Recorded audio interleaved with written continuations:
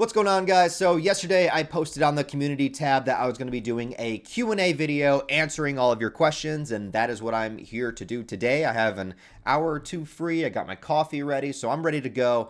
Mostly I'm doing this because I know not everybody can make it to the live streams when I do them, and I don't have any particular schedule as to when I do them, and everyone's in different time zones, and I want to make sure that I have a good interaction back and forth with my community, regardless of when you guys are free or when I'm doing streams. Like, I really want to be able to give back to you guys, and talk about the things that you want to talk about. So I really do appreciate all of your support, man. Like, every day I wake up, I check, I'm like, do I still have a YouTube channel? Like, does it actually exist? Is it real?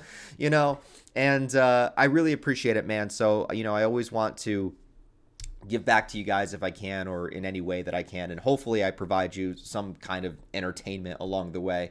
I also posted a picture of my cat on the post. This is Dracula.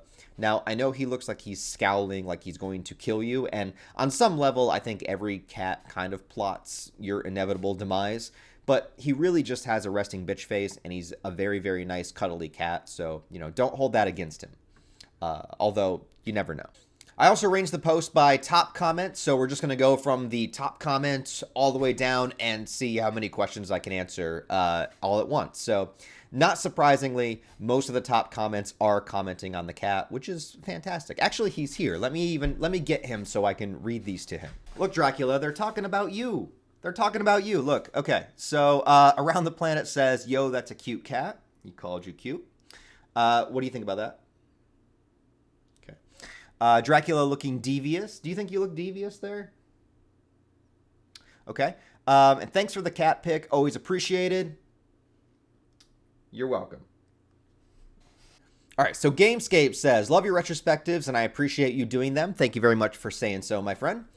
I listen to them at work. The longer, the better. That being said, Witchcraft movies retrospective when? Well, thank you, man. I really do appreciate that. What's funny is I don't try to shoot for any particular length with them. They're just as long as they need to be. Just so happens these movies have a lot of material to talk about in the franchises. I think there was one of them where I was like 15 minutes shy of 6 hours, and I was like, I could probably hit that, and I added a little bit more. I think that might have been the Elm Street one, but I don't try to make them as long as possible. I just give as much information as I possibly can. Witchcraft movies. Is there a series called Witchcraft? That's interesting. Apparently there is. I have never heard of this movie series whatsoever, but there is 16 movies in this series that I've never heard of, starting from the year 1988, Witchcraft. Oh, you know what? I think I've seen this cover before. I think maybe like back when I was a kid in the video store.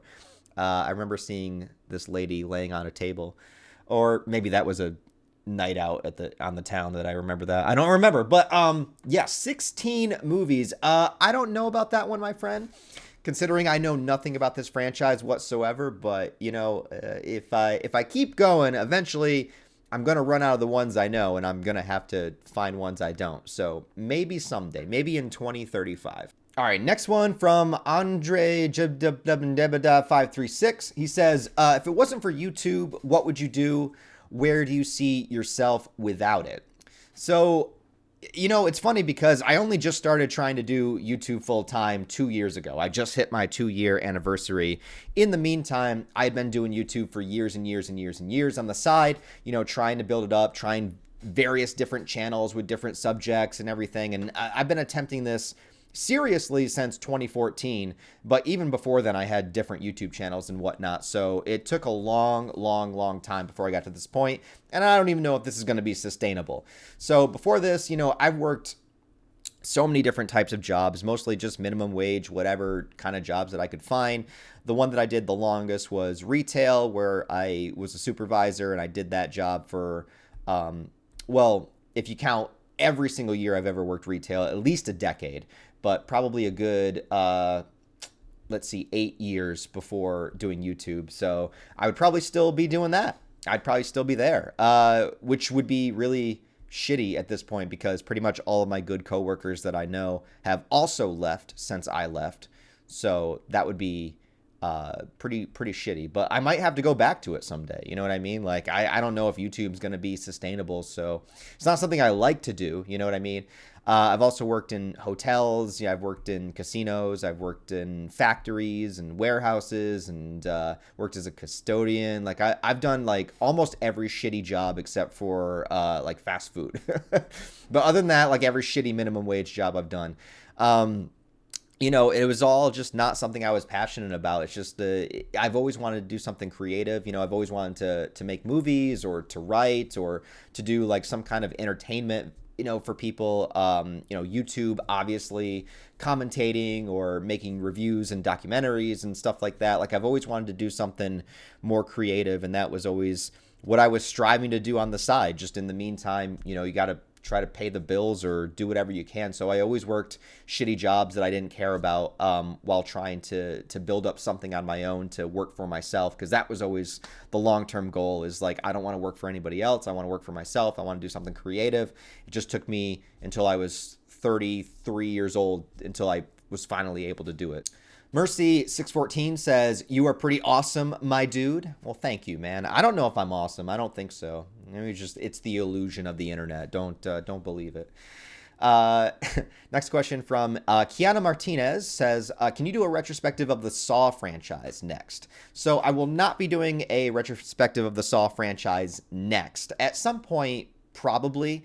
But I am going to be covering a series that I'm a little bit more familiar with. The Texas Chainsaw series was probably the most I ventured into a franchise that I hadn't seen a lot of the movies from. With Saw in particular, I haven't seen any of the movies since the fourth one, and now there's 10. And I know it has a crazy timeline where some movies take place before the first or second or during the first movie. And so, like, that would take a lot to try to figure out because I have no real knowledge of it. I love the first movie. I like the second one a lot too. But then I felt like the third and fourth went downhill for me, and I just never bothered to see any of the rest after that. But at some point, I'm sure I will delve into that franchise. I know it's really popular. I know like a lot of people have asked me to do it, but it's just not one that I'm very familiar with. Next, Puck Heisenberg says, "We need more Dracula content." Yeah, you know, I think Dracula needs his own video series. I think that I actually used to just film videos of my cat and post them on my YouTube channel. I don't know why. I just like would film like 30 seconds of Dracula and put music over it. Maybe I need to bring that back. Paul Martinez says, "Thank you for putting me on to Cavity Colors. I have become addicted to their apparel." Oh, awesome, man. Yeah, Cavity Colors is a merch website where they sell like horror movie and sci-fi movie based t-shirts and hoodies and stuff like that, and they got some really good stuff. I got my Evil Dead shirt from them. I got a Godzilla versus Mechagodzilla shirt from them. They are a little bit pricey, but their artwork is really, really cool. Like you know, they're not, you know, sponsoring me or anything, but these are some examples of their shirts and apparel and stuff. They always have really cool artwork on it. But see, like their shirts are like $30, so it's like really, really pricey. But at the same time, you get a lot of really cool stuff. They just released a bunch of Evil Dead 2 merch, and I kind of want this shirt. I'm not gonna lie. So, yeah, check them out, man. And Cavity Colors, if you want to sponsor me, I mean, I'm down.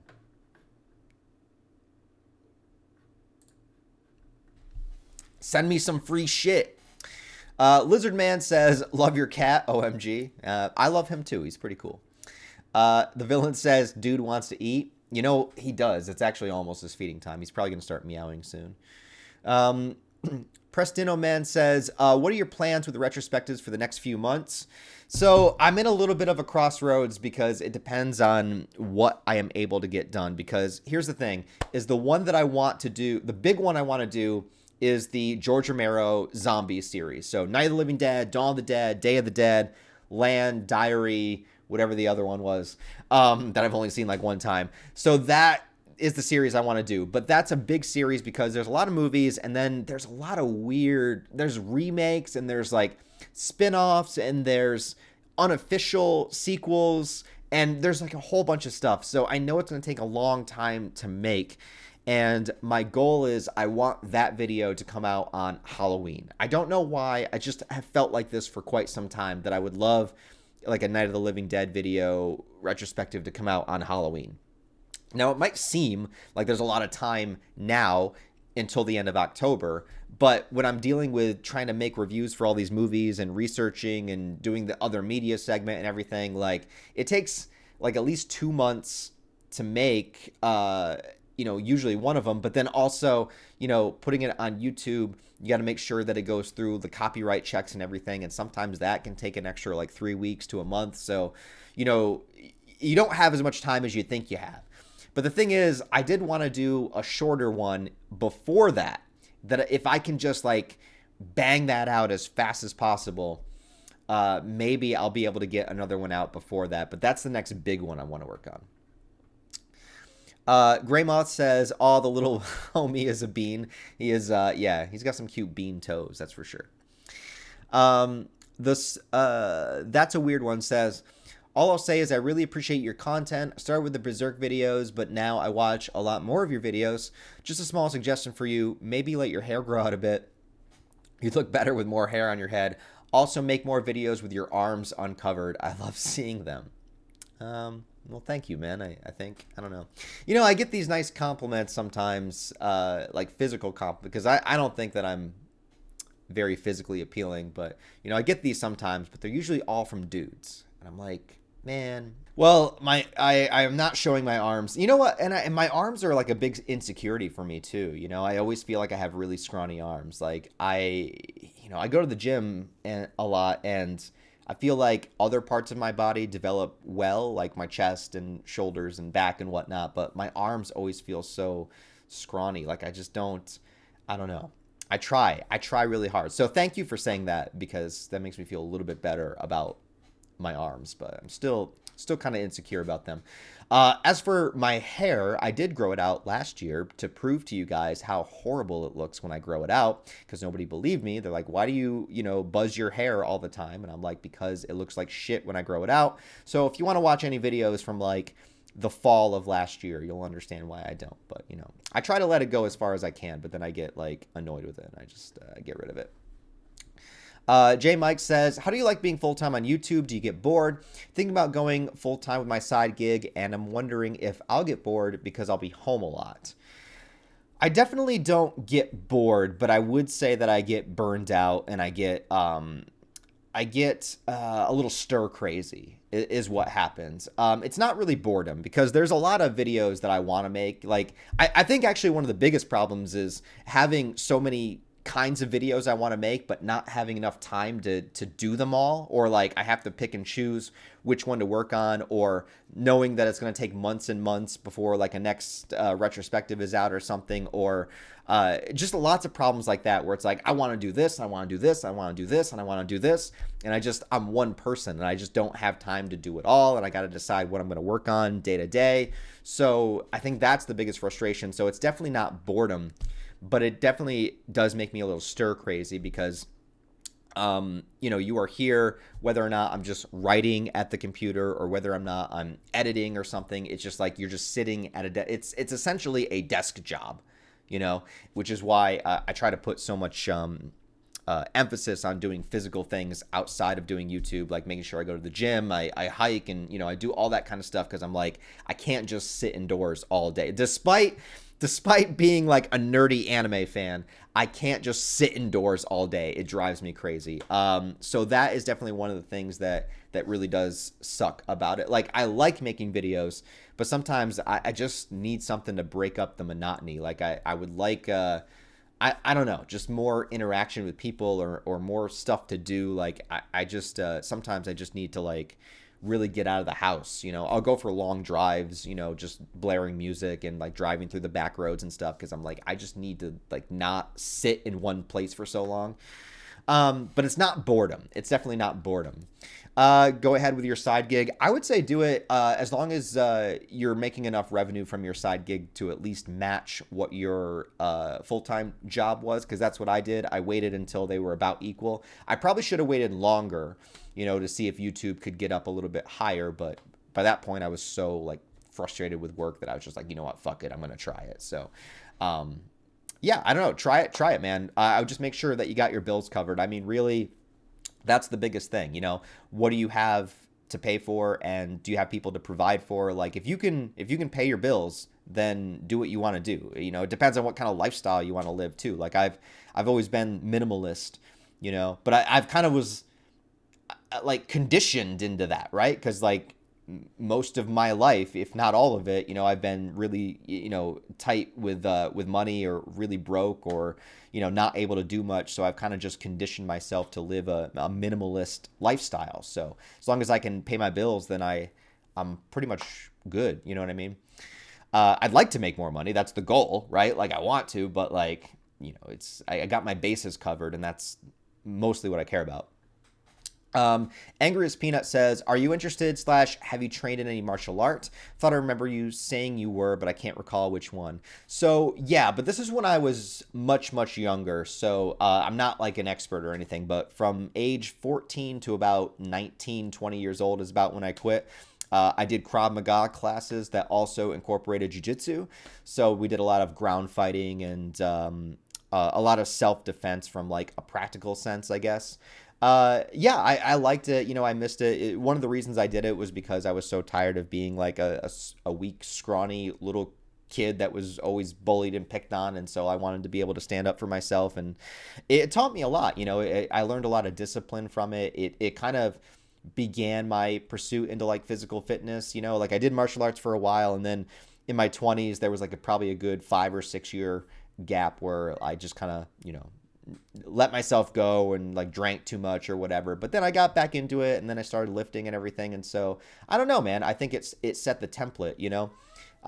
See, now he's meowing. Now he wants food. I do miss it though, and I think it taught me a lot. And I think that I know this sounds like really cheesy, but I think that I really kind of began to become a man through it, you know, because my sensei was just he was a guy that just literally felt like he was made out of brick. Like, you would punch him in the stomach and his abs were so strong that like it would literally hurt your fist. And you know, he didn't mess around. Like, he really pushed us, and you know, made us do things properly and correctly. And even though there was an obvious strength difference, so like in a real, you know, sparring session, you know, you'd get destroyed, but he was making sure that you were at least doing things that would, you know, be correct within an actual like sparring session or fight, or whether it was ground fighting, like where to hit and how to move and everything. And, you know, he was really good about it, and kicked my ass like so many times. Like I got the shit kicked out of me a bunch of times. And I kind of missed that. Crazy Ann 29 says he's just standing there menacingly. Yes, he is, man. He's kind of creeping me out. Thorindel Aqua. I'm sorry, I'm so bad at these usernames, man. Hey Ryan, love the content. Spent hours watching your retrospectives and have applaud the dedication and passion to those videos. I was surprised that you weren't a big fan of Texas Chainsaw Massacre 2. That movie is one of my all-time. Yeah, you know, Texas Chainsaw Massacre 2, I like it. I like the movie, but there's a lot of things I dislike about it. I think my favorite thing about the movie is Bill Moseley as Chop Top. I think he steals the show. I think he's so much fun. I've always been a fan of that actor to begin with. But there's a lot of I guess the over-the-top, and Dennis Hopper. Dennis Hopper is great in it too. So Bill Moseley's great, and Dennis Hopper is great in it too, and I do like some of the wacky, over-the-top stuff, but it just depends. It's a mood thing for me. It's not a movie I could watch anytime. Like, I have to be in a specific mood for that kind of humor. And the biggest thing I don't like about Texas Chainsaw Massacre 2 is the depiction of Leatherface, because they make him just like a, I don't know, like a whiny kind of simp. Like, he's just, like, he wants to bang Stretch, and he's just like, you know, overly sexual, and it's just weird. Like, I just don't like the depiction of Leatherface, because he's not scary, he's not intimidating, he's not funny. You know, if the movie's going for a dark comedy vibe, I think it's one of the worst depictions of Leatherface in the whole franchise. I really do. Like, the movie itself is fine. You know, if you're in the mood for that particular dark kind of humor, Bill Moseley and Dennis Hopper are great in it. But I really just hate the depiction of Leatherface in that movie. And it's, I don't know, it's one of the things that really turns me away from it. Kamizoid Gaming says, are you considering playing Until Dawn after Telltale Walking Dead? A game similar to Detroit Become Human, but a horror story. I have not heard of it, actually. I've heard of the Walking Dead one, which I'm kind of curious about because a lot of people do talk it up and say that it's really good. So I probably will check that out at some point, but I'm not sure about the other one. I have not heard of it. Charlie Lawson says, what would be your theme / gimmick or costume if you, Ryan, were the killer in a slasher movie? All hypothetical, of course. Yes. Yeah, of course. Thanks, dude. Love your content and work ethic. Thank you, man. If I was a slasher killer, I've worn a lot of costumes of slasher killers over the years through Halloween season and whatnot. And what I realize is that a lot of those masks are really hard to see through. Like I wear the Scream mask from time to time, just in my house. Like I take my shirt off and I just put the Scream mask on, and well, things happen, but like I can't see very well out of it. So I wouldn't wear a mask like that. I guess I don't know. I guess I'd have to find some kind of mask that makes it easier to see. I have pretty bad vision to begin with, so that's not going to help me in this circumstance. But I think weapon-wise, I'm a fan of the classics, so I think I would just go like a big knife or whatnot, or a machete. I do keep machetes around me. I have a machete in almost every room of my house. I do really like machetes. I don't want to steal Jason's act, but then again, Jason uses a lot of variety in his weapons. He just tends to have a machete around him most of the time. So yeah, I think I would wear I would wear something that I could see better out of, but then also use a machete. The Scream outfit, actually the entire Scream outfit is horrible because you got those like dangling cloth things that you can trip on. Like it's just practicality wise, wearing a Scream outfit to kill people is like the worst thing you could do. Just FYI to you guys out there. Let's see. Boy says favorite game / game genre and favorite lift muscle group movement in the gym. Probably my favorite games of all time. I'm an old school guy, I'm an old man, so like PS2 era was probably my favorite. So Devil May Cry 3, Grand Theft Auto Vice City, God of War, the original, those were always my favorites. Back in the day, like GoldenEye on 64 and, Super Mario 64 and shit. And going further back than that, original Super Nintendo, I always loved all of the original like Mortal Kombat games, at least the first 3, and I like a lot of the newer ones too. Street Fighter 2, obviously, that kind of stuff. I'm a guy that likes open world stuff. I like to just be able to go around and do whatever I want. That's why I'm a big fan of the GTA games, and also just games where I can just like wreak havoc and just kill a bunch of demons and monsters and stuff. So Devil May Cry and that kind of stuff. I don't know. I don't like playing online. I'm not like.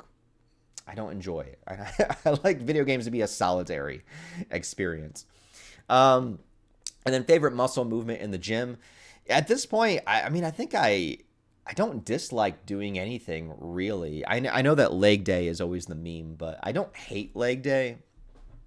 I just don't like doing only legs, but like sometimes you have to, which I do. I do split it up. Like I'll do like a chest shoulder day, and then I'll do like a back arm day, and then I'll do a leg day and stuff. And so like leg day is devoted just to legs, which is fine. Like I don't dislike doing legs.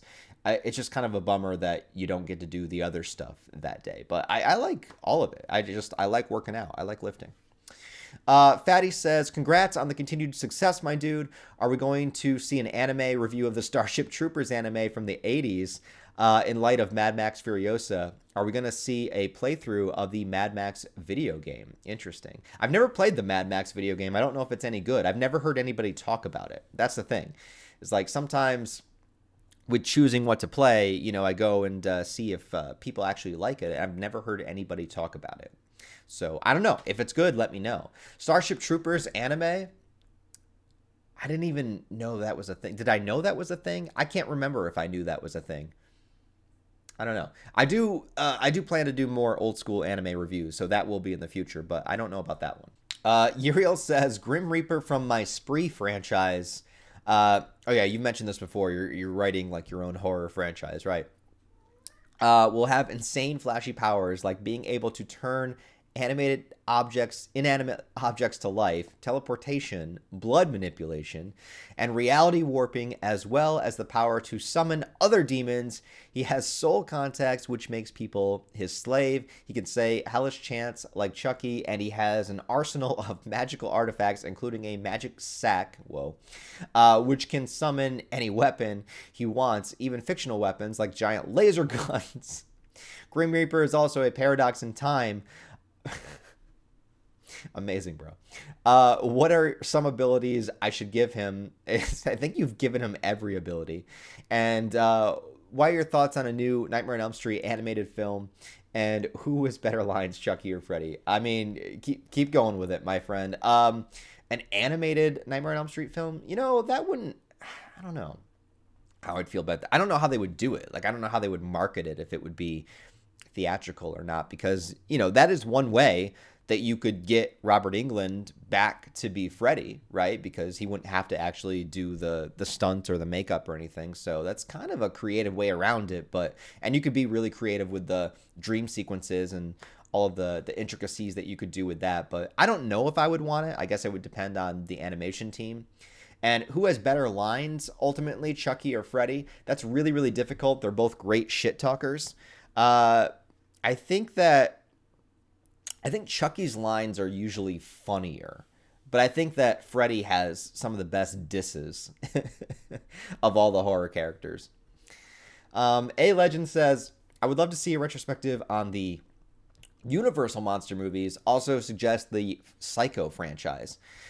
I really do want to cover the Universal Frankenstein series. My only fear or concern is just that people won't care, because I don't know how much people really go back and watch those movies or care about those movies anymore, which is a shame, because the Universal monster movies are so good. At least the first half of them, then continue at your own discretion. But the original Dracula, Frankenstein, Invisible Man, they're all so good. They're all so good, and I love those movies. I make sure I watch a couple every Halloween season. I never let a Halloween season go by without at least watching Dracula and Frankenstein, Bride of Frankenstein. So I'd love to do one on the Frankenstein series. The Frankenstein series also gets weird, as time goes on. There's weird shit happening. And what's funny about movies back then is that they only really cared about continuity when it mattered to the story. Otherwise, it doesn't really matter. Because back then, people didn't have, streaming or Blu-rays or DVDs or VHSs or anything. So you couldn't go back and rewatch the movies over and overanalyze and be super critical about it. You just watched it when it was in the theater, and then it went away.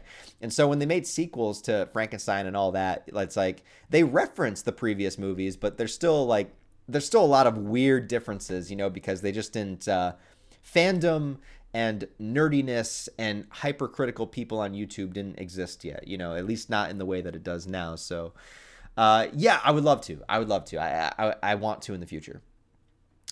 Monster Slayer says, yo, I couldn't join the last live stream because I was busy Saturday, but I did give a like and watch the retrospective the next day. My question is, was there ever a video you wanted to put out but changed your mind and scrapped it at the last moment? Yeah, I'm sure there has been. I guess I can't think of a specific example off the top of my head. There was a couple of times, I think, when sometimes if I feel like I'm getting too personal or complaining too much, I'll refuse to upload the video or delete the video, because I just don't want to come on the internet and whine to you guys about things. So if I ever feel like I'm being too much of a bitch, I just try to delete it. There was a time where I did do a review of The Batman when that came out, and it wasn't actually a super positive review. I didn't hate the movie, but there's a lot of issues I had with it. But something got screwed up with the audio of the video, and I would have had to re-record it. And since my review I knew people probably weren't going to like to begin with, I just scrapped the whole video. But that's the only one I could think of off the top of my head. Krusky says, awesome idea. Thank you, Krusky. Appreciate that as always. Aaron Cenobite says, do a horror movie Iceberg. I'd be willing to. I just have to figure out what franchise or what horror movies to do. I've never done an Iceberg video, but there's some people out there that do them way better than me, though. So I don't know if I want to step into that realm. Maybe I'll stay in my lane. Steffi Doodle says, which horror retrospective has been your favorite to do? Also, who was your favorite horror slasher slash franchise? Well, my favorite slasher franchise is, despite all of its faults, and there's so many of them, is probably Halloween. Just because I was very, very attached to that whole series, especially when I was younger and when I was getting into horror movies for the first time. Like, I love the original Halloween, and the atmosphere that it brings, and I love Michael Myers and all of that stuff. But I actually really enjoyed the storyline, of the Halloween movies, at least the original run. Like, I liked Dr. Loomis coming back movie to movie. I liked Jamie Lloyd's story in 4 and 5. There's something about those films. Maybe it's just the atmosphere of fall and Halloween time. Like the opening credits of part 4. I love how ominous it is, and seeing like the pumpkin patch, people and everything. Like, it's so creepy. I love that time of the year, and so maybe Halloween just reminds me of that. I do like Michael Myers a lot as a slasher character, and Halloween, was one of the rare ones where it had returning characters movie to movie to movie. Like, sometimes slashers will bring people back like once, or maybe years and years later. But, Halloween had always done it from the very beginning, always bringing characters back movie to movie. And so that was probably my favorite slasher series. But then, man, it's why it hurts being my favorite series, because they've made so many mistakes and so many just horrible decisions with that franchise as time goes along, whether or not it's the Cult in part 6, or Halloween Resurrection, or Rob Zombie's movies, or even the Blumhouse movies. I have a lot of issues with. So it hurts, because I love the franchise so much, but it's just gone in so many bad directions. But what was my favorite horror retrospective to make? Honestly, I think it was the Evil Dead video. And I think that is actually my personal favorite video that I've ever made on the channel. I had a lot of fun doing that. The Halloween one was that was the first original idea, because I wanted to talk about all the ridiculous timelines and why it frustrates me so much, because I love the franchise, but it just frustrates me to no end.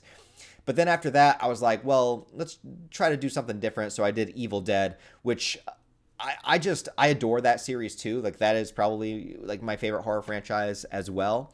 Or at least my favorite horror movie is The Evil Dead, the original, for so many reasons. But also, I just had so much fun making that video. Like, I can't really explain it.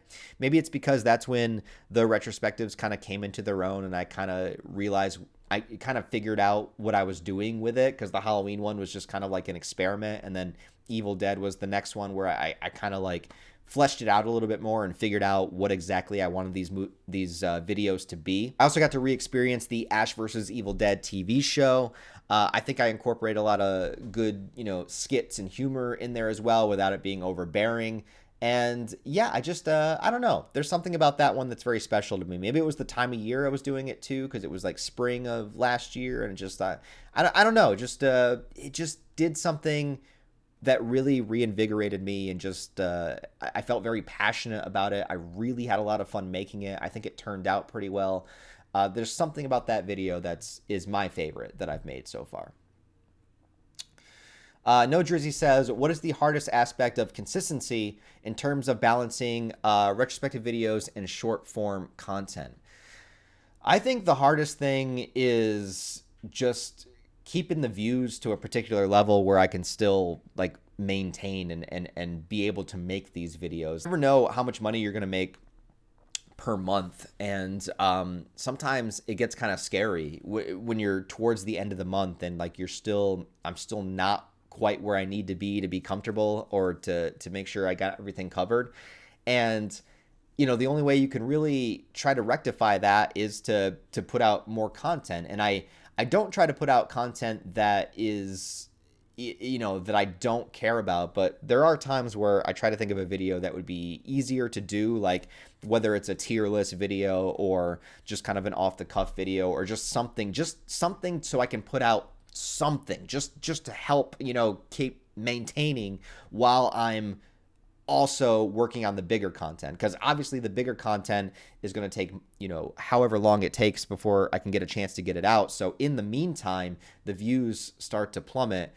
And, you would think that with a back catalog on YouTube that would help maintain you. But honestly, it really doesn't. I have about maybe 7 or 8 videos that have consistently stayed in the algorithm since I put them out.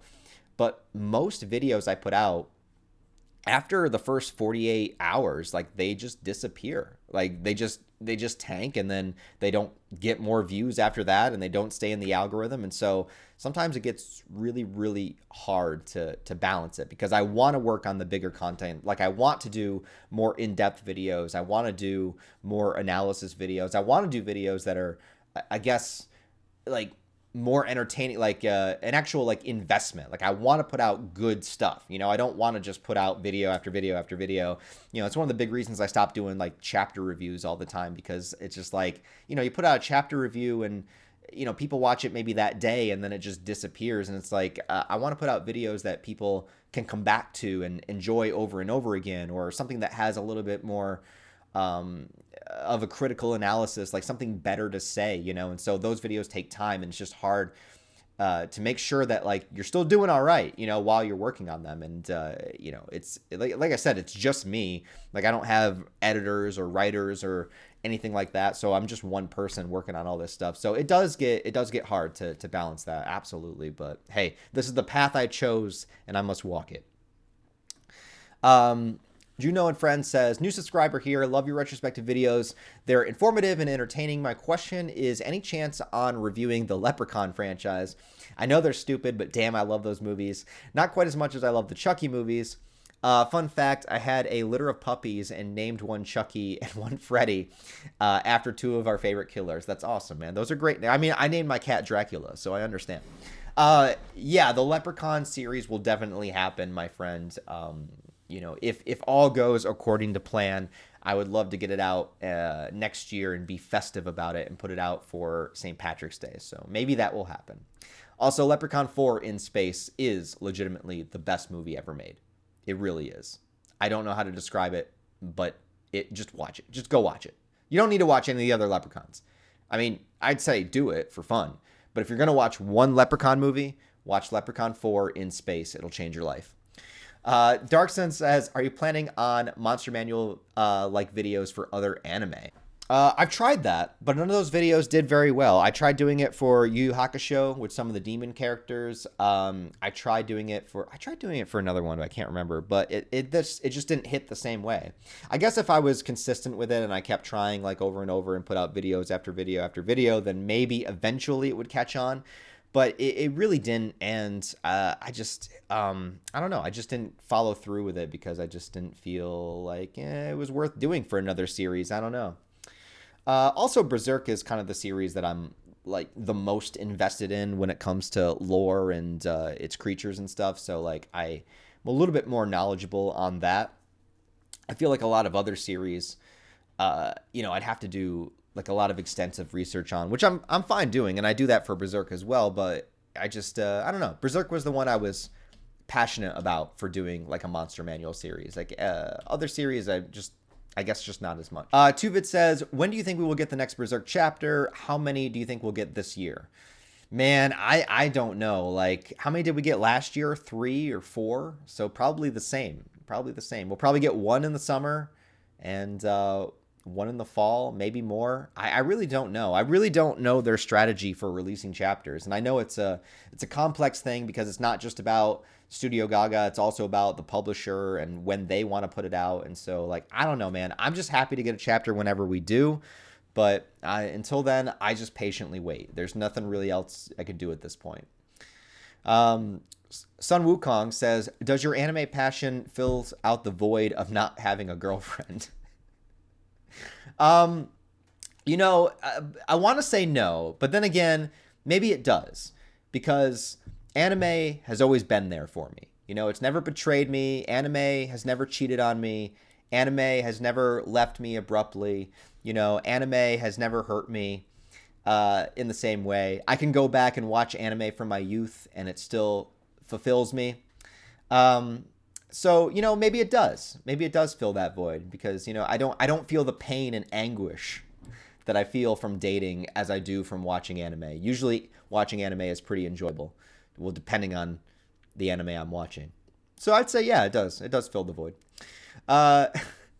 Adam Hobbs says, "Hey sir, big fan. Do you think a live action TV show of Berserk could work, or do you think it would be too difficult to adapt?" Well, I do think it would be too difficult to adapt, but uh, not that it couldn't work, but you would really need so much of a budget and so much of a good creative team behind it. Like, it would have to be Game of Thrones times 3. Like, and I just don't see it being that popular. Now, granted, maybe it's actually, maybe the popularity of something like Game of Thrones, kind of lends itself to say, well, maybe people would be down with this dark fantasy stuff. But Game of Thrones had a lot of others, like it had like the political drama, it had like all the sex scenes, and it had all that kind of stuff. Whereas Berserk is very, very dark fantasy with demonic creatures and a lot of super depressing things happening. Although, I mean, well, that's the thing, is like maybe it could work. I'm not saying it couldn't work, but you would just need a really, really high budget and a very good creative team about it that were, passionate about it.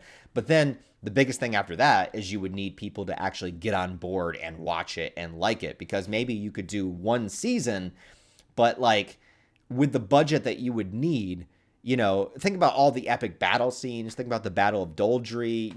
Even in the Golden Age arc, where there's not much demonic stuff going on, there's still like so many things, so many characters, so many actors you'd have to pay, fight sequences. I just don't know, man. I don't know. I don't need a live action. I don't even need an anime. I just want the manga to finish. But yeah, I think it would be possible, just insanely difficult. My cat is staring at you says, Drac looks like he's judging me. He is judging you. Sidhu says, "Where's the mouse, Dracula? Where is Renfield?" Yeah, I should have got another pet, name a pet mouse or something, and named it Renfield. That'd be funny. Vegan House Arrest says, "Is there any new manga you're reading or planning to review/talk about? If so, which ones?" I mean, I have an entire list of stuff to get to that I've been trying to get through for years and years, and I keep adding stuff to the list.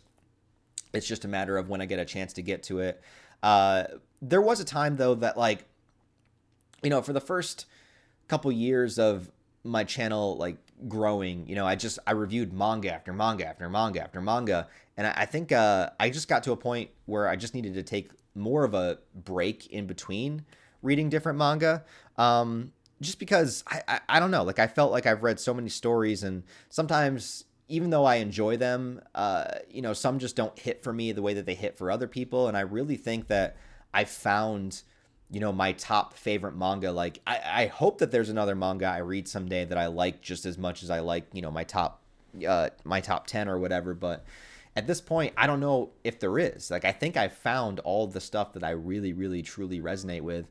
I mean, I have a lot more to get to and a lot more to read, but, I got other stuff to get to too. So it's just a matter of when I get to it. But yeah, I have other stuff in mind, other stuff planned.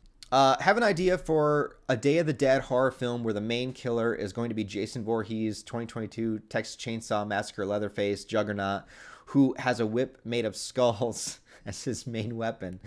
Have you watched The Boys? If so, what are your thoughts? I want to make Terradrome 2 where it's like Mortal Kombat but with a shitload of over 30 horror characters. And then who would win in a fight, Guts versus Freddy Krueger? Yeah, I have watched The Boys. I have a review on seasons 1, 2, and 3. I think it's in the movie review playlist if you guys want to check it out. Season 4 starts soon, so I'm going to check it out. Pretty excited for it, but I don't want The Boys to overstay its welcome. Like, I feel like it's starting to hit that point where it's like, okay, let's get some momentum here. Let's have more stuff happen, instead of just always ending the seasons the same way. So hopefully they change it up a little bit. Who would win a fight, Guts or Freddy Krueger? I mean, Freddy is inside your mind, and Guts already has a bunch of insanely vivid nightmares that haunt and traumatize him. So, Freddy plays off of your fears and plays off of your trauma. So, I mean, I don't know. If Guts could figure out how to bring him into the real world, Guts could probably kill him pretty easily. But inside the dream world, I mean, Freddy's got a lot to work with. So, I don't know. Vampire says, does this mean you're quitting the live streams? No. Absolutely not, my friend. How satisfied are you with the progress you've made, and what motivates you to progress even further? Sorry. I think you're missing a few words there, but it's okay. I still love you. I think sometimes it's hard to see because I'm very critical of myself, and I have a very like low opinion of myself, and I always feel like I should be a lot further along than I am in life, in a lot of aspects of life.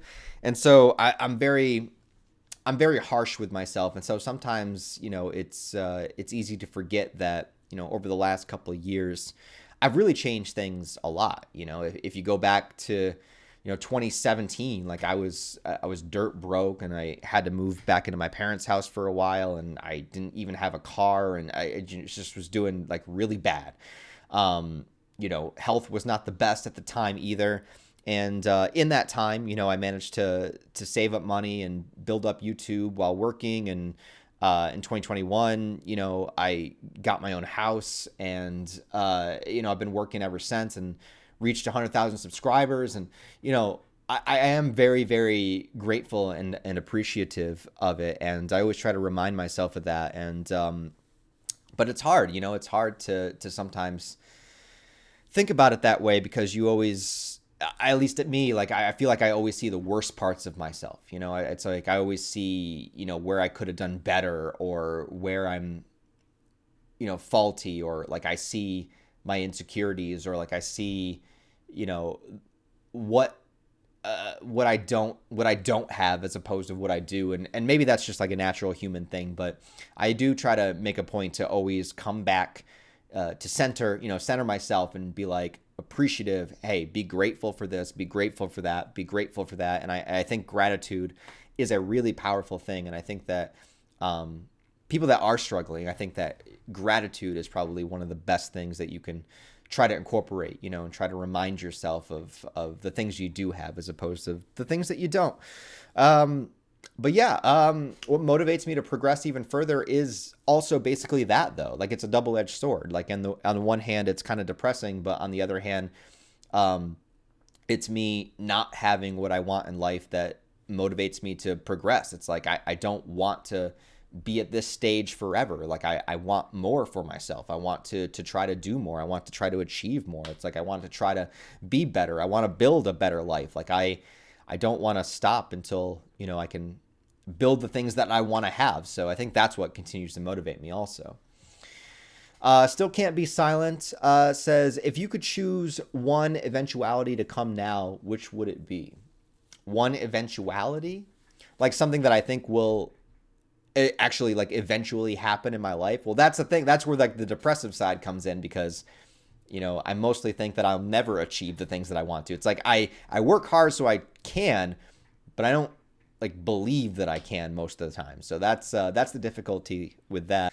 I mean, what eventuality would I like to come now? I mean, I think it's like the typical thing that most people would say. Either I'd like to find the person that I'm going to be with or fall in love with. Like, that would be nice if that would happen at some point, if it's ever going to happen.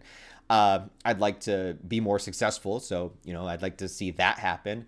Also, a goal of mine is I'd like to try to make a film someday, like a legitimate movie. So if I could just flash forward to being able to start production and start making it, I would like that to happen. So any of those. Supercam says, I don't know if you've already talked about it before, but what keeps you going with your goals and dreams despite the ways society sometimes treats you or other people? Not saying society is bad, but just using an example of negativity. Yeah, well, I think I kind of just answered that. Yeah, I think that's the thing that keeps me going. It's just that I just don't feel like I'm where I need to be or where I want to be, and there's so much more that I want out of life, and so like I'm just gonna keep trying and trying and trying and trying until I can get there. And that's kind of where I've always been. Like that was me, trying to build up the YouTube channel. Like, it's like I want to be able to do this, and it's just maybe it's like the stubbornness. Like, I'm very stubborn with things like that. It's like I'll just keep doing it over and over and over and over again. Like, I think that's the definition of insanity, but I guess sometimes it works out. And I'm like that with everything. Like, I'm very stubborn. Like, I will work on something consistently until it's done, until I complete it. Like, I will just go and go. And that's actually why I gave up video games for a while, is because I get so determined and invested. Like, I will not stop until I complete this. And that's kind of just how I am with life. Like, I'm just not gonna stop until I get there, or until I die, whichever comes first. Evangelion says, on Hunter x Hunter, do you find it odd that Leorio did not have the same development as the other three main characters? I do find it a little bit disappointing because I do like Leorio a lot, but Hunter x Hunter at least is one of those series that it can shift perspectives and shift main characters in the focus, and every character is so insanely interesting and complex that you don't really notice it as much, or at least I didn't. I'm so invested in all of the characters that it's usually only when it cuts back to Leorio that I'm like, man, why haven't they done enough with Leorio yet? But yeah, it's he definitely is one of the ones of the original cast, of the original main characters that never got really developed that much past a certain point, and it's a shame to see, but I would like to see more of him. He's technically on the boat going to the Dark Continent, so I don't know, maybe the Dark Continent arc will be Leorio's time to shine, sometime in the future of 2045. Let's see. Hey, Ryan, no question here. Just want to say good luck and wish you the best in your endeavors, brother. Thank you, man. Thank you for saying so. I appreciate it. Jeff Flight says, what kind of movie do you look forward to directing in the future, like genre and everything, and who would you cast? Well, casting is just going to be whoever I can afford, and that probably just like, local, working actors or whatever. Yeah, I have a lot of movie ideas. There are 2 or 3 in particular I have that would be a low budget, like first film idea with a very small cast and like only a couple locations. So that's the stuff I would start writing in order to make a first film. 2 of them are horror movies. One is more of a drama. And, I always wonder like which would I actually want to try to do first, because I feel like if you did a drama and it actually was well received, then I think that you would have a better chance of maybe having it get picked up or distributed, or a chance to make more movies in the future, because horror is kind of looked down on as a genre. But since I'm such a big horror fan, part of me is just like, well, fuck it, I'll just make a horror movie anyways, I don't care. So yeah, I have a couple ideas, and I do want to share them with you guys. I just don't want to say anything. I don't want to explain the story or the plot or anything, or what I would do with it, because if I ever actually get the chance to do it, so I don't want to spoil it. But yeah, I have a few ideas.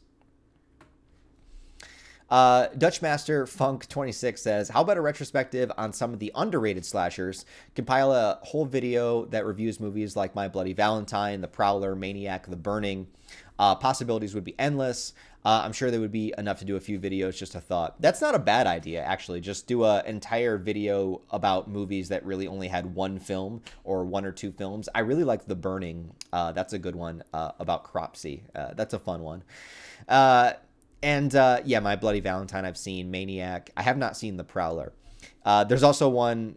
Oh, God, what is it called? Oh, Pieces. Yeah, I got to do a video talking about Pieces. I actually did make a Pieces review, like, way back before this channel existed, on a different channel. It was kind of like my my like nostalgia critic style review, where I went back and forth with me talking about it and showing clips. I would love to revisit that movie because it deserves its own video. Jack of all fish says, are you going to do another series in the vein of the Monster Manual? Yeah, so I answered that earlier. So I've tried that a couple of times and it just didn't really work out. Maybe if I feel passionate enough about a series, I'll give it a shot again someday. Kirka says, have you finished God of War 2018? If yes, what are your thoughts on it? Which game do you plan to play next? So I actually did not finish it. I got pretty far in it, but it got taken over because I started playing other things. And the biggest issue I had was that on one of the Steam sales, GTA 5 was discounted like down to like $5. And I bought it. And I know that it's an old game, and I did play it when it came out. But like I said, I gave up video games for a pretty significant amount, like pretty much from like 2016 to last year. Like I didn't play any video games. And so I just wanted to play GTA again. So I got that, and I've literally been playing it nonstop for like the last like 5 months. And it's just, yeah, it's a problem. It's a problem. Anyways, Fangirl says, you have an advice for adult life. I just graduated high school about a week ago. Anything from your 35 years would be great. Oh, man. Advice for adult life after graduating high school, man.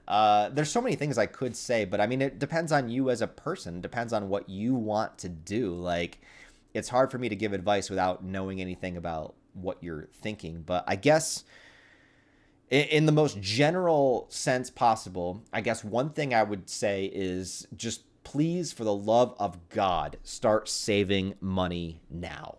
Like, start saving money. Like, whatever you're doing, whether you're working a part-time job, full-time job, like whatever, just please start saving money, because the thing is, like, I've been broke a lot, and you can get away with being, kind of a broke person when you're young, like really, really young. But the older you get, the worse and worse and worse it gets. And it is horrifying. It is disastrous. And then it becomes terrifying because there's like the potential that you could actually be homeless, right? If you don't have somebody that would put you up. Like, it gets so scary.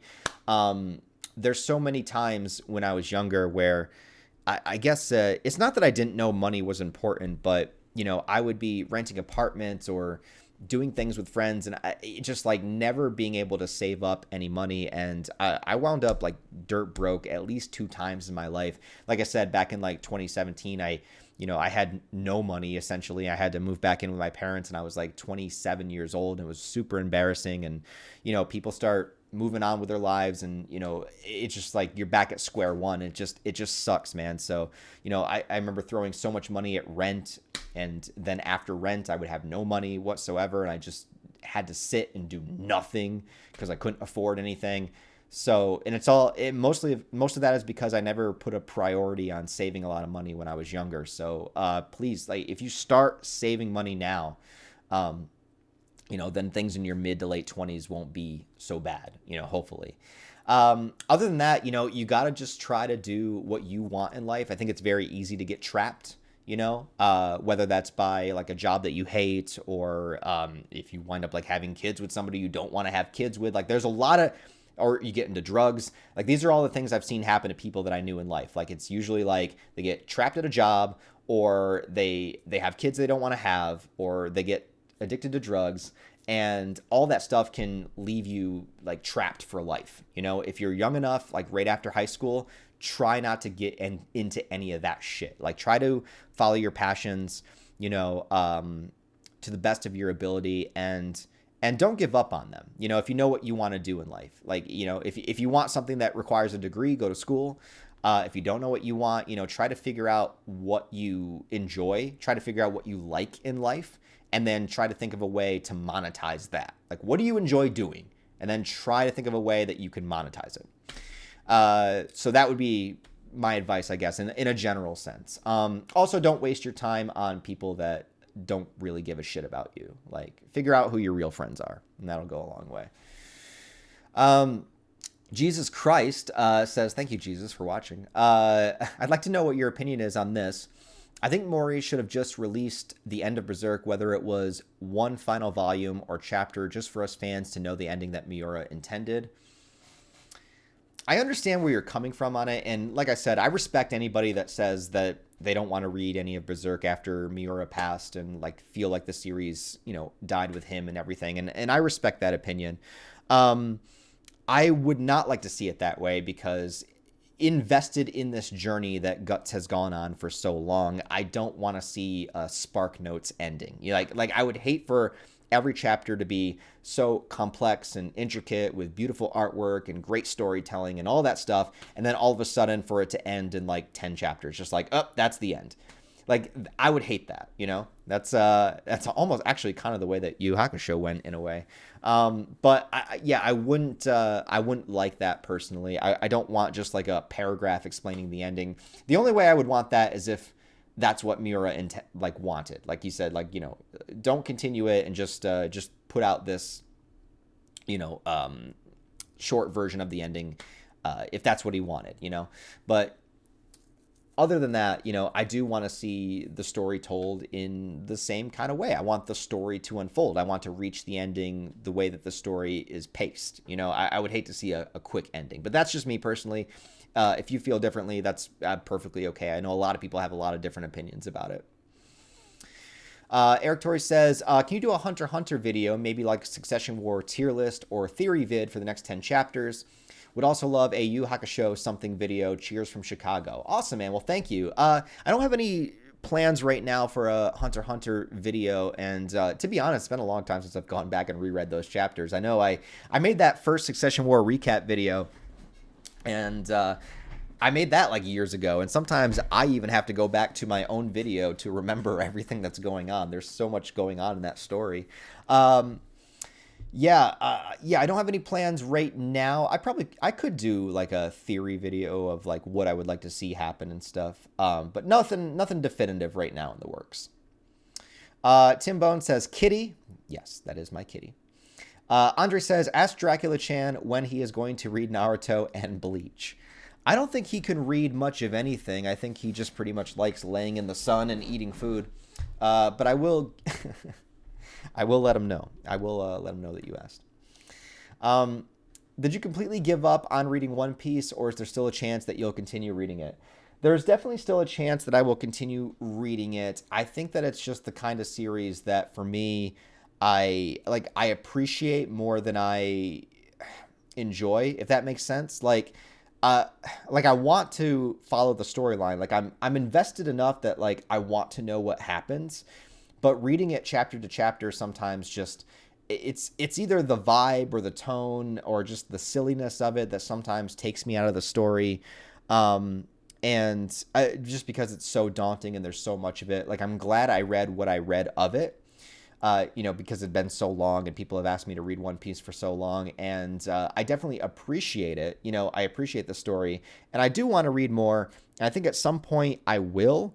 I'm just, it's just not a high priority for me right now. There's a lot of other stuff that I want to get to that I just think appeals to me a little bit more. But I am invested enough that like I want to know what happens. It's just a matter of what direction do I want to go to figure that out. Do I try to watch the anime or do I read more? I'll probably read more, but as of when, I don't know.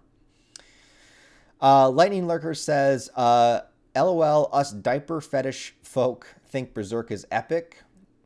All right.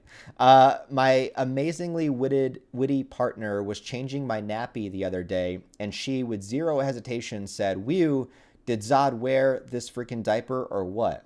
I laughed until I cried. Absolutely epic. I'm not one to discourage anybody's fetish, as long as it's all consenting adults. And, the diaper thing has never been my thing. But it's good to know that the diaper community are Berserk fans. I feel like that's good to know. I might use that information in the future. When and how, I don't know, but thanks for telling me. The Rye Guy says, can we please get a tattoo tour? Yeah, sure, why not? I only have one sleeve, and a lot of people think like it was all done at once. This was done over the course of like 5 years, just in small increments. And I have not gotten anything new added to it in like last time I got a tattoo was before I became dirt broke in like 2017. So like before then. So it's been like a long time since I've been tattooed. But anyway, so my first tattoo I ever got was this zombie hand over the shoulder. And that is kind of does have meaning because it represents a zombie film that I made when I was in high school. So that's kind of there for that. And then I added other creatures here, like the squid creature around the side. And then this big one here on the forearm is an image of the Dark Tower from the Stephen King novel series, because that was my favorite fictional story of all time before I read Berserk. I had this Frankenstein creature. Well, you can see him better this way. Frankenstein reaching up for the lightning. And then I have my little Buffy the Vampire Slayer moon. And then the rest of it is just filled with a lot of outer space and planets and stars and weird shit. And yeah.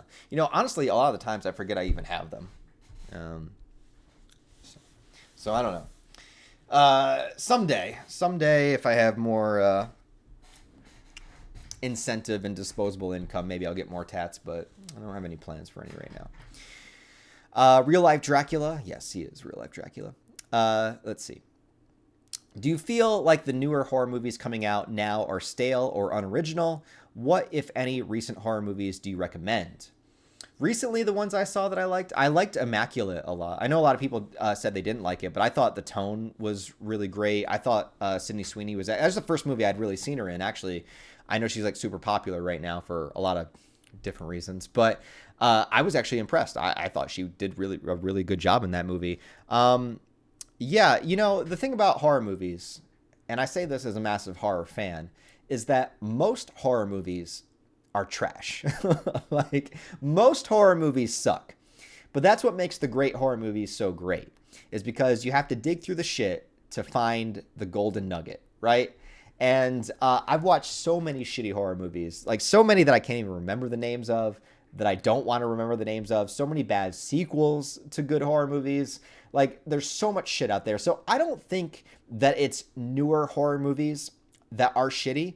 I think horror as a genre has always mostly been shitty. We just remember the good ones because they're good. I think the 70s, 80s, 90s all had shitty horror movies. And I think they had just as many shitty horror movies as nowadays.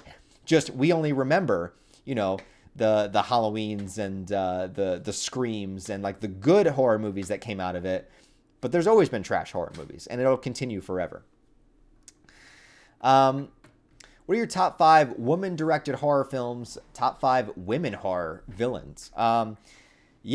This one's actually difficult because I can't think of any like female director that is specifically known for horror movies. Like, off the top of my head, I know that the director of Near Dark, Catherine Bigelow, directed that one. It's a good vampire movie. The director of American Psycho, director of Pet Sematary, but I can't think of one that's like a John Carpenter or a Wes Craven that like specifically, made horror movies. Like, a lot of the female directors I'm thinking of, they made a horror movie, but horror wasn't necessarily their career. Babadook. Actually, Babadook was all right. I didn't dislike it, but I didn't like it as much as everyone else. Like Near Dark, like I said, Raw was pretty good.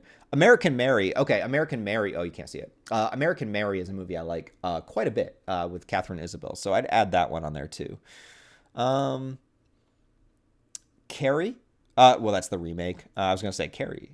Pet Sematary. And then top 5 women horror villains. I think the first one that comes to my head is Rose the Hat from Dr. Sleep. Love that movie. Criminally underrated movie. I fucking love that movie. Dr. Sleep. And then, is it cheating if I say like a possessed character? Like if I go from like Cheryl from The Evil Dead, possessed, by a demon? I mean, she's still female, right? To an extent. You could say American Mary, also in there as well. You could say Baby from the Rob Zombie, Devil's Rejects would be a good one to put in there. And then for number 5, female horror villain, let's say, no, I can't say that. That's not, I was going to say Angela from Sleepaway Camp, but that's not true. Oh, duh, Tiffany from the Chucky franchise, Bride of Chucky, Tiffany, duh, easy. All right. Monster Claw says, favorite one-off horror movie, not from a series, just one movie. Okay. I guess I would say, if you count this, I guess I you can't now. I was going to say The Thing. John Carpenter's The Thing, but they did technically make a prequel, so I guess that doesn't count. One-off horror movie. There's a lot of movies, too, that, like, I love the original so much that I forget sometimes that there's sequels. Like, Reanimator, they made a bunch of sequels for that, but I like the original. Or, like, Return of the Living Dead. We mentioned The Burning earlier. I think that's good, but, like, I wouldn't say that's, like, my favorite standalone horror movie. Oh, maybe right now I would say Hereditary. I really, really liked Hereditary. I think of recent, like, modern, it's probably like 7 or 8 years old now, but like I really, really love that movie. I know people are a little bit mixed on it, but for me, it worked really, really well. So I guess right now, off the top of my head, I'd probably say Hereditary. Can you do a Wrong Turn retrospective? I've heard that mentioned a few times, and I've only seen the first one, and mostly because Eliza Dushku was in it. But yeah, anyways, besides that, I've only seen the first one, so it would be another one of those where I'm stepping into uncharted territory and kind of like viewing them all for the first time. So it's possible in the future. Would you, in time, review classic novels such as Great Gatsby, Moby Dick, etc.? It would be cool to see you go in depth on these classic stories. I haven't thought about doing something like that, but it's not something I would say no to. It's just something I haven't thought about. Maybe. I don't know. Actually, I haven't read either of those books. Let me think like classic literature, like what was the book that I really liked? Trying to think. The Outsiders I liked. I'm trying to think of books they made you read in high school. I liked that one. Is that the only one I liked? You know what I really liked? I had a class where we read the Beowulf story. But then there's also a novel called Grendel that is from the perspective of the monster in Beowulf. And I liked Grendel more than I liked Beowulf. I thought it was really, really cool. So that would be an interesting one to talk about. I think they're making a movie of that now, actually. The Beowulf movie, I hated that they used the 3D mocap or whatever they did for that movie. That movie would have been so much better if it was just live action. Like, what the fuck were they doing? All right, tell about your workout routine and other stuff related to fitness. I think my workout routine is pretty simple. I mean, I pretty much split it up. I work out about 3 times per week. I noticed, like, as I get older, having an extra rest day in between each workout actually works better for me. I'm less fatigued and I can lift more weight. So that just is kind of the routine that I do. So I usually go Monday, Wednesday, Friday. Sometimes I'll go on like a Tuesday, Thursday too if I'm feeling like really motivated. But yeah, mostly just those days. Yeah, I pretty much do like a basic split. I mean, I'll do chest and shoulders one day, and then I'll do a day that's focused more on back and arms, and then I'll do leg day, and then I'll do a day that's kind of like a mixture of everything with more like flies, kind of thrown in there and stuff instead of just like pushing movements. Yeah, and I try to just make sure that I hit every body part that I can, and except for calves. I don't give a fuck about calves. And I also make sure I do cardio on all my workout days because now that I'm working from home doing YouTube, I'm sitting a lot more. At my job, my retail job, I was walking around the store a lot more. So I did notice in the first like 4 or 5 months of doing YouTube full time that I was starting to gain a little bit of weight. And I was like, what's going on? And then I realized that I wasn't walking around all day. So I started doing 2 miles. At the end of my workout. It takes me about a half an hour to do, and that's how I end all my workouts, just to make sure that I do that. And with nice weather now, I'm starting to walk around a little bit more and do that. Last year, I focused more on strength. I was trying to get a lot stronger, and I hit a lot of PRs. This year, I've been working more on like aesthetics. So I'm just trying to get, my body parts to, I guess, look better, stand out a little bit more, and be a little bit more conditioned. Maybe next year I'll go back to doing strength building. So I don't know. We'll see what happens. I just try to be safe. Like I said, I'm getting older, so I'm trying not to risk any injuries and stuff, but I'm still trying to push myself pretty hard. And that sucks sometimes too, is like, sometimes I feel like I do push myself really, really hard. And then the rest of the day after my workout, I don't feel like doing anything. It's like I have to work on videos, but I'm like so exhausted. So that happens sometimes too. Zodcast says, I value this pic more than you could know. I value it too, my friend. My phone is mostly all pictures of my cat. Have you played the Berserk PS2 game? I still have not. No, I need to do that. I need to just do a stream of that one day. Like one day I just need to decide. I just need to wake up and download it and play it for you guys. Your cat got a nose scar like Guts. Yeah, he's got a little white mark on his nose. It's pretty cute, if I do say so myself. If you could, would you choose to become a vampire? Ooh, well, that depends on what kind of vampire lore we're talking about, because there's so many different vampire stories and they all have different conditions to the transformation. So when I think about vampire lore, I usually go back and think about Buffy the Vampire Slayer first. And in that show, when you become a vampire, you lose your soul, which is basically like you lose your humanity. So for the Berserk fans watching, it's kind of the same thing as turning into an apostle. Like you get rid of, your kind of emotion or empathy, or at least to a degree, and you kind of become the darkest, most evil version of yourself. So, and that's kind of the lore I prefer, because I don't really like, like happy-go-lucky vampires. I prefer like evil vampires, unless there's a creative reason, like Angel. I much prefer like evil, like vampires being monsters, but with, that kind of like sexy seduction aspect of them as well. That's always an important aspect to have. So I don't know, because if I was a vampire, I feel like I would, go around and kill a bunch of people, and I don't necessarily want to do that. But I would like to have some sexy vampire sex, like do some weird, kinky, goth shit. I mean, that would be cool. But like, Yeah, I don't know. So mostly I'd say no. And then you could only go outside at night. And, I actually do like, walking around in the sun sometimes. Although the sun hates me because I'm a ginger. But, like, for the most part, I do like to be outside. So, I don't know. I'd probably say no unless there was a reason, like a really good reason. What's a current non-YouTube related goal of yours?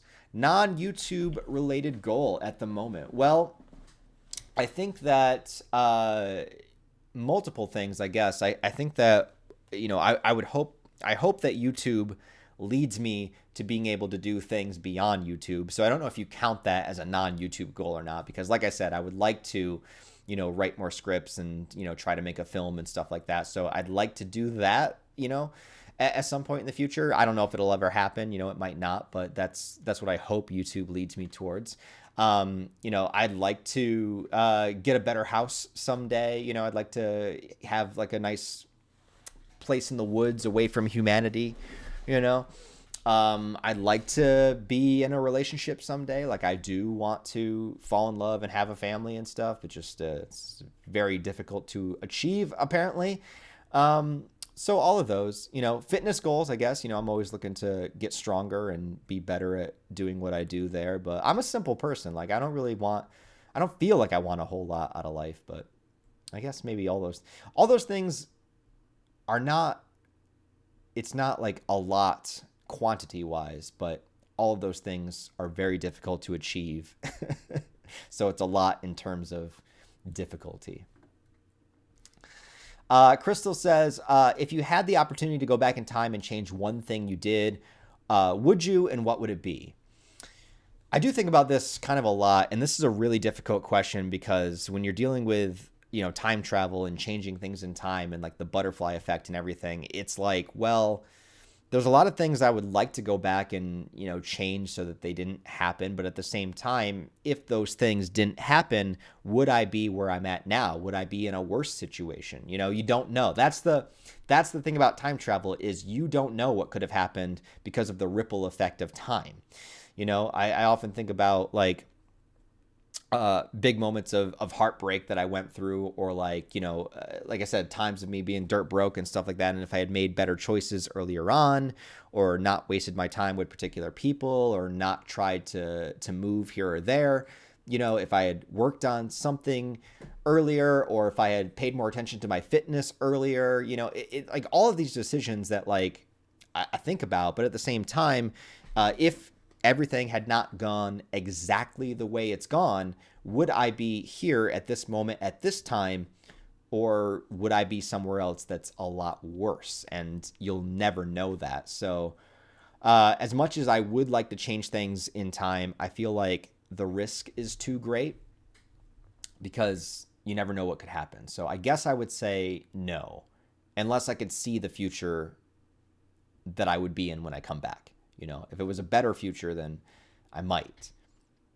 But I don't know. Cheese says, my 13-year-old brother watches. He only likes your horror content. He's really not a big fan of manga or anime, besides Pumpkin Night and Killing Morph. But both of those are based off of classic horror movies. So it doesn't count in my opinion. But that's all he thinks. You're neat, and he loved your Evil Dead video. Also, I prefer your horror video essays. I love them, and I hope you keep pumping them out. Well, thank you, man. I feel like I should say that nobody under 18 should be watching my channel. I feel like, although I guess, if you're like a older figure or guardian and you're like, monitoring what they want, I guess it's all right. I mean, I just think in a general sense, like my channel is not for younglings, I would say. Please be 18 or over. But thank you nonetheless. I appreciate it, and many more to come. Megirum says, what kind of music do you like? So a variety, but I mostly stay in the same genres. Big fan of metal, pop punk, emo music, like anything you would have seen on the Warped Tour. If anybody still knows what Warped Tour is, any of those kind of bands that would have been on that. Also, adjacently, like when I write, I don't like to listen to music with lyrics because I get distracted by the lyrics, but I can listen to just music. So I do listen to like a lot of electronic music, or like chill step, or like synthwave kind of stuff when I write, just because it's like comforting music that doesn't have lyrics. But yeah, in general, like a big fan of metal, big fan of pop punk, Some of my favorite bands are like Trivium, Gojira. Pop punk side, it's like Blink-182, New Found Glory, My Chemical Romance, that kind of stuff. I like Ice Nine Kills a lot. Bring Me the Horizon. Heavier bands, I guess I like Slaughter to Prevail. Lorna Shore. Last 10 Seconds of Life is a good hardcore band that I like. Pierce the Veil, Seosin. Shit. Probably a lot more. Protest the Hero I like a lot. Yeah, that kind of stuff. Thoughts on Fortnite and its effect on gaming. I'll be honest, when Fortnite was like newer, I played it a couple of times and I actually enjoyed it. I actually thought it was a lot of fun. And Fortnite is definitely one of those games that is a like culturally impactful, like forever changing the game of things, like kind of game. Like it will hit the cultural zeitgeist like forever. Like in about 15 years, you're going to be seeing people making YouTube channels being nostalgic for Fortnite. Like people are going to talk about Fortnite the same way me and my friends talk about like the PS2 era of, GTA Vice City, or like the N64 era of GoldenEye. Like the way that my generation talks about those games, there's going to be an entire generation of people talking about Fortnite. So it definitely earned its place in gaming history.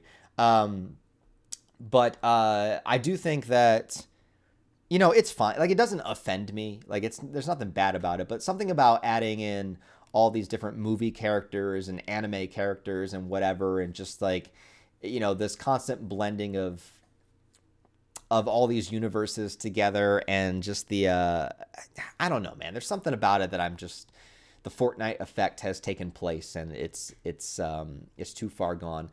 But also, like I said earlier, I don't particularly like playing online. And part of that could be because of my age, and because when I was younger and playing video games, like it was just a solitary experience unless friends came over, when we played like a co-op thing. But normally it would just be me, just put in a game, and I could like zone out, forget the world, and just play games on my own. Fortnite forces you to play online with other people, and so many games have followed suit where it's like you have to join, you have to wait in a lobby for people to join, then you play a match, and like that's what they did with like the horror games like Friday the 13th and Texas Chainsaw and stuff. And like I prefer games with a story. I prefer games that I can just play on my own. I don't like having to play with other people. I'm sorry. I'm an introvert. I'm an only child. I just like playing video games on my own. So ultimately, it's not for me. But I have played it a few times, and I did have fun with it. Mr. Face Numero Uno says, when you doing season 9 of that awful burden known as Flash? What? Season 9 of awful burden? Like the Flash TV show? I've only watched like the first 2 seasons. I don't know. Also, do you like any old Kung Fu movies besides obviously Bruce Lee, Jackie Chan stuff? I love Death from Above and Snake Crane's Secret and Two Fists Above the Law, among others. If interested, you should give them a go. They are definitely a thing. So I do love martial arts movies. I am a big fan, but when it comes to older martial arts movies, I'm not as knowledgeable. I've seen a few. Like I've seen like the Shaw Brothers like collection, like a few of those, or like old like Donnie Yen movies and stuff. But mostly I followed like Jet Li. Like I was a big Jet Li fan, so I watched his old movies like Fist of Legend and like The Bodyguard from Beijing and like all those movies. I really love those movies. And then of course the old Bruce Lee stuff as well. Jackie Chan I was a big fan of too. Modern day, martial artists, I'm a really big fan of Tony Jaa. Although, is Tony Jaa even modern day anymore? Because The Protector came out in like 2006 or something, so I don't know. I love martial arts movies. I'm a big fan, and I would love to check out some of the older ones if you got some good recommendations, so I'll keep those ones in mind. Shepherd's Creek says, not a question, but give Dracula a cuddle, chin scratch, or whatever he will put up with in the video. He is a good cat, and he should know that. Yes. Well, I did in the beginning, so now I think he's taking a nap. But yeah, he's a good cat. Ryan, what's good? I'm curious. Have you ever seen Neon Genesis Evangelion or Bubblegum Crisis, or both? A review would be nice. Thank you and take care. Appreciate it, man. I've seen Neon Genesis Evangelion. I've watched it through at least twice. But it is a series that always needs more revisiting and more analyzing, because it's very complex. I've never made a specific video about it. I don't know if I'm the guy to make that video, but maybe next time I rewatch it, whenever that will be, I'll try to do a little bit more of a deep dive or try to get into it a little bit more. So, Bubblegum Crisis I know about, but I've never watched it. How can you afford your whole manga collection? I see it in the back of your vids. Do you have a well-paying job or just from YouTube savings, etc.? So yeah, it's not as difficult as you would think it was because again, just like the tattoo thing, it's not like I buy all of the manga at once. It's not like I'm throwing down hundreds and hundreds of dollars to buy a whole bunch of manga at once. So what you're seeing behind me is basically like the last like 8-9 years worth of collecting, and I've only filled up 2 bookcases. And I only buy like a volume here or there or a volume at a time. Like it's manageable if you don't go crazy with it, right? So usually what I'll do like month to month after I get my YouTube payment is like I'll make sure I got enough to cover my bills, and then after that I'll be like, okay, and then I got enough for groceries, okay. And once all your bases are covered, then I look at, how much is left over, and I'm like, okay, do I have like maybe $50, maybe $100 worth of play money, is what I call it. And I try to get something for me. And, these are what I spend my money on. Like I have a manga collection, and I also have a movie collection. I have like a bunch of Blu-rays and stuff like that. And that's what I like to spend my money on. I don't buy a bunch of big stuff. You know what I mean? Like I don't have a ton of furniture. I don't have kids to pay for or anything. So what I like to buy is I like to collect movies and I like to collect manga. So whatever money I feel like I have left over without going too crazy, I limit myself. I'll usually buy a movie or a volume or 2 volumes of a manga, and monthly, I mean, that comes out to like $40, $50 maybe. So, and I don't even necessarily buy a volume every month, just like some months I do. So it's a very slow process that's taken years and years. And, if you manage it correctly, it's not that bad. Some people like to go and buy like hauls, and they'll buy like, 10 manga at once. I get like a volume a month, 2 volumes a month, maybe. And that's pretty much it. I pace myself. Apollo Orange says, when are you starting Bleach? I have no idea. I'll be honest with you. I have no idea. Someday. How many calories do you maintain on an average day? I don't count my calories anymore. I used to, but I think I am somewhere around just above like the 2,000 calorie, like somewhere around average. If I had to like calculate it out. Let's see. Read Made in the Abyss. Do a video on it. I know that's not a question. It's actually an order. Do it. All right. Sure. Just for you. I know you are doing the Dune book reviews. Have you thought about doing other books, classics like Dracula, Frankenstein? Yeah, somebody asked that earlier. I hadn't thought about it, but now that a couple of you guys have mentioned it, maybe that's something I could do in the future. I'm going to work through Dune. That's like the main one that I'm doing right now, but maybe after that, yeah, maybe. It would be cool, too, to go back and read the Dark Tower series by Stephen King, because that was my favorite novel series of all time. But to be honest, I read that back in like 2009. Like it's been so long since I've actually legitimately read it. So that would be an experience to go back and reread that after all of these years. So maybe I'll do a review of the Dark Tower series.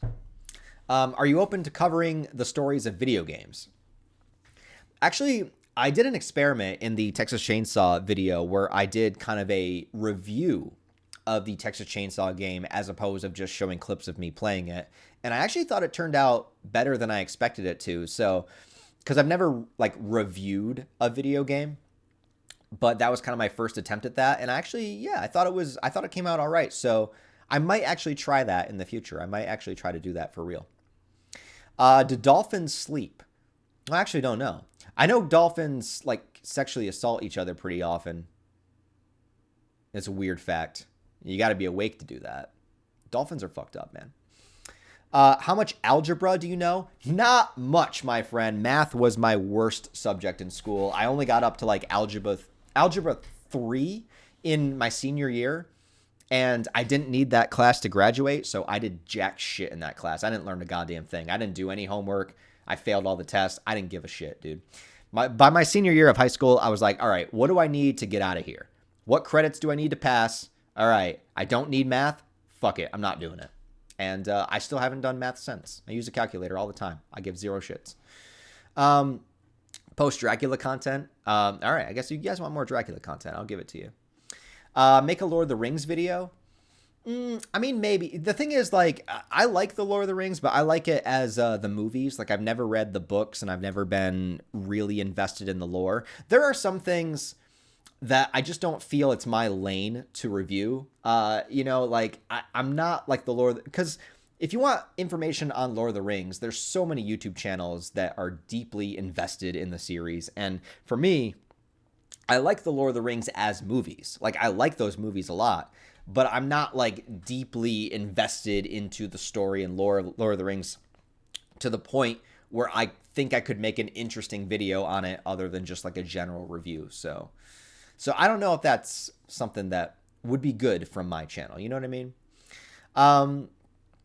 Nina something says, is there any manga or show that you wish were more popular? Have you seen Blade Runner 2049? What do you think of VTubers, and would you ever become one? Any manga or show that I wished was more popular? At this point, I think it's just older shows that I grew up loving that people don't know about or talk about anymore. I was a little bit disappointed. I'll be honest. Like, a lot of times I'll put out a video and it will, it'll suck and people won't watch it or whatever. And, you get used to it over time. But I made a review of Outlaw Star because I rewatched it. I love that show. It was really, really popular in the 2000s.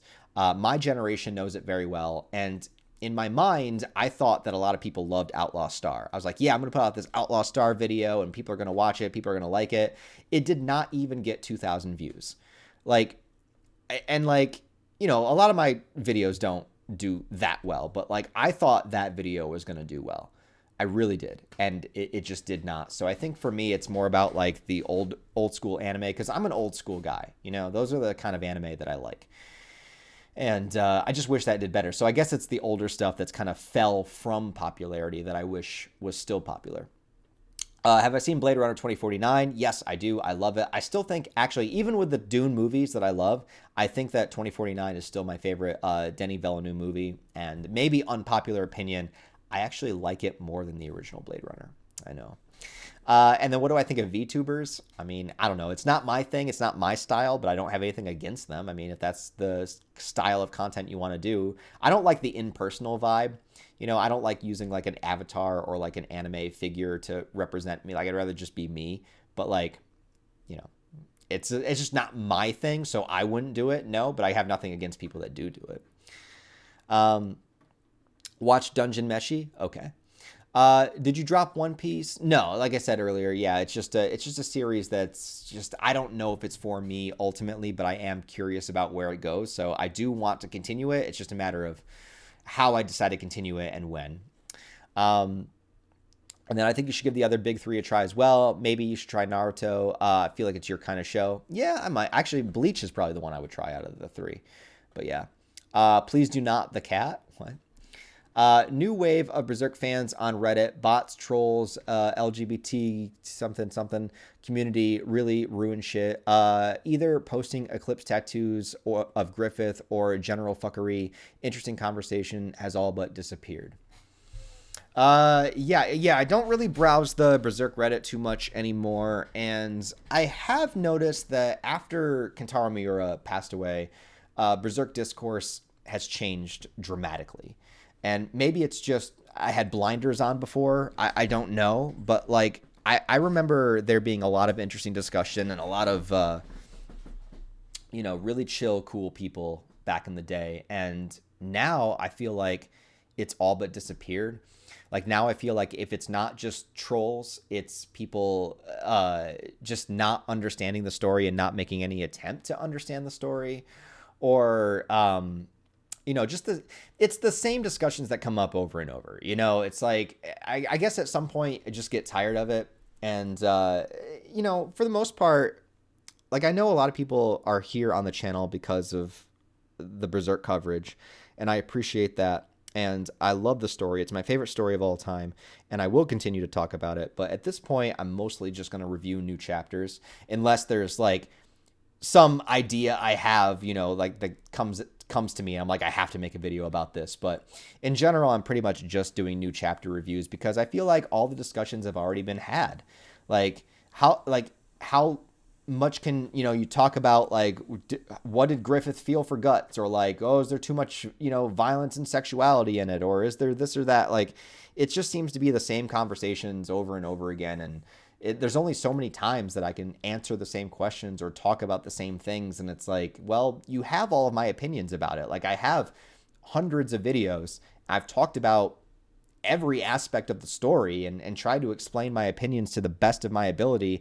I don't know what else I can really do on it. It's like all of it's out there. So if people want my opinions, they can search for it and they can find it. Other than that, I'm just kind of enjoying it on my own. I'm happy to receive new chapters. At some point, I'd like to go back and reread it all.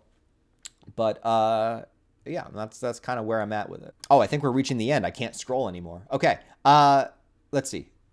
Let me try to get myself so you can actually see the questions. Sorry for having a fuckload of shit for you to answer, but I'm curious. Have you ever watched Ichi the Killer? If not, please do so. What is your favorite horror character? So yes, I have watched Ichi the Killer. That movie is insane. I definitely would not recommend it to the average person, but if you like over-the-top gore and just insanity, then definitely watch it. Also, the opening titles appear in a pile of cum. So if that sounds like your kind of movie, it's actually good. I actually like it a lot, but it's an acquired taste. And my favorite horror character is Ash from The Evil Dead. What are your thoughts on Guts surviving the Berserk series finale? I'd be fine with that. You know what I mean? Like, I think Guts will probably die before the end of the series, but if we can get a happy ending with Guts, Casca, and maybe their child together, look, I'd rather see Guts happy, but I'm a realist, and I feel like the story is not. I mean, I feel like the story might have a positive resolution, but as far as Guts surviving to the end, I don't know. For some reason, I really feel like the last panel is going to be the Dragon Slayer in that Hill of Swords. It just seemed, and like the story started. I mean, not started, but like we saw Guts' whole life story. Like we saw Guts be born, we saw his whole life. It wouldn't surprise me if like it ends with his death. We see his entire life story, but I don't know. Maybe not. Let's see. If you had to rank these franchises, how would you do it? Scream, Friday the 13th, Nightmare on Elm Street, Child's Play, Halloween, Texas Chainsaw, and Hellraiser. So if I had to rank all of those franchises, I would probably put, as far as a full franchise consistency, I mean, Halloween is probably my personal favorite, then Nightmare on Elm Street. Then after that, I would go. I'd go Child's Play after that. After going through the Child's Play movies, I do think consistently wise, there's more good ones than bad ones. Then I would put Friday the 13th, then Scream, then Texas Chainsaw, and then bottom dead last in the abyss itself is Hellraiser. Hellraiser has the worst series of movies, the worst sequels of any major horror franchise, and it's not even close. I love the original, but fuck those sequels. And last question that you can't even see because I can't scroll down anymore. Let me fix this. All right. Last question from LBNY. Thank you very much. Your cat is adorable. You might have mentioned this already, but would you ever consider a Saw retrospective? Actually, I think that was one of the first questions I answered. So eventually, yes, but I'm not very knowledgeable in the Saw franchise because I've only seen the first 4. But, someday in the future, after I cover all of the ones that I know a lot better and I start delving into different things, Saw will probably definitely be on the list. So at some point. And with that, that is the final question. That is the last question. So I made sure I answered every single one. I didn't want to leave anybody out. And yeah, man. So thank you guys for participating. Thank you guys for asking the questions, man. I really do appreciate it. I thank you so much for all of your support and all of your questions. A lot of fun questions in here. A lot of good variety. Thank you guys so much, man. If you like this video, I mean, I'm definitely willing to do stuff like this again, or maybe I'll do a Q&A video on different topics. I do try to do a live stream at least like once a week or at least once every 2 weeks to kind of like engage in the community and talk to you guys back and forth. But if these videos are a little bit easier for you to to get a question in or to get a comment in or something, I definitely would be willing to do more videos like this, maybe on a specific certain topic or just a general one like this one. So you guys let me know if you liked it. But anyways, guys, that'll do it. That wraps it up. So thank you guys for watching. Do appreciate it. And I'll see you guys in the next one. So take care, everybody.